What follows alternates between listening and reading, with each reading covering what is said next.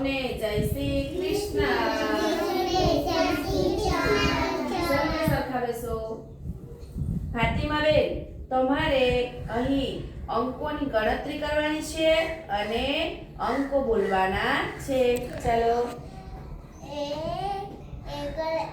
Very good. 2 બગડે. Very good. ઉપરથી અહીંયાથી કરવાનું. 1 2